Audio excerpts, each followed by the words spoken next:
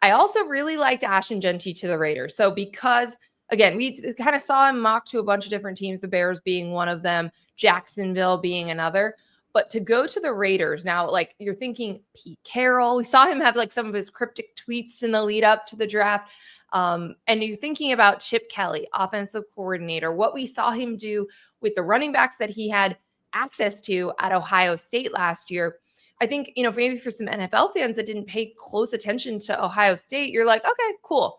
But I think seeing the impact and the way that he was using them and the way that they were calling the offense last year makes you even more excited to see, again, one of my most favorite players in recent memory in college football, Ashton Jeanty, as a pro. Now, I do wonder about the workload. He had such a heavy workload at Boise State. I always worry about that. There are Alabama fans that are still mad at me because I said that Derrick Henry, I was concerned about like his, longevity in the pros, which obviously proved me wrong.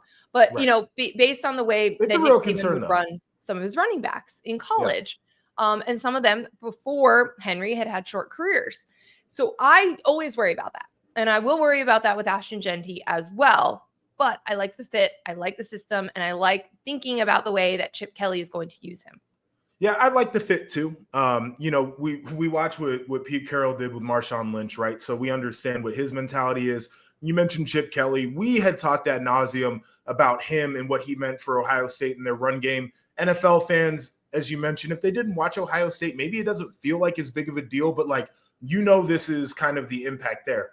I also think that Vegas has an offensive line problem. So they're going to have to figure out a way to get that better.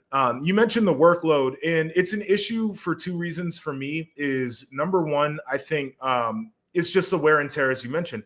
But number two, I'm trying to project Ashton Jeanty if he can't get 27 carries per game like he had with Boise State. How effective is he going to be in that situation?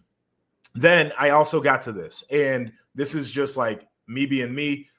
I didn't feel that we have to go get Ashton Jeanty hype was justified from NFL fans and NFL teams, because the more I watched Omarion Hampton and the more I watched Travion Henderson, the closer that I thought those two guys were to Ashton Jeanty than people made it out to be.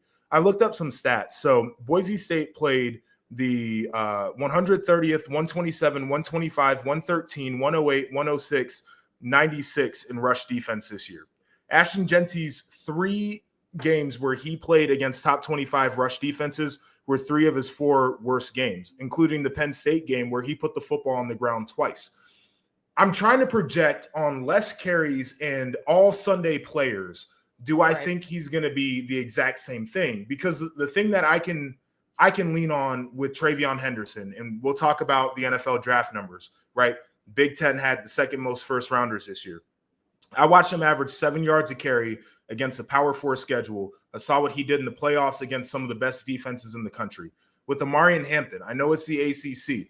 I watched him run through tackles, not at the same rate, but very similarly to Ashton Jeanty. So I am curious if we did get captivated by hype here just a little bit. I still think he's going to be a very good pro, but I thought the gap was much closer than people made it out to be. So did Connor Rogers, and he was always saying that as well with Omarion Hampton. Like, he thought he'd be a huge riser after the combine, and obviously he's a first-round draft pick.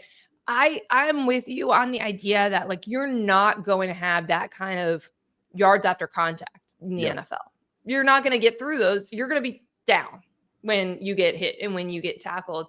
So I'm very interested to see what it looks like, but I do have faith that he can be a Bijan Robinson type. Like, he is worth the effort of going this high to go get him. So I'm interested to see how that looks. Like you said, what they do with the offensive line around him, and how they help create opportunities for Ashton Jeanty in Las Vegas.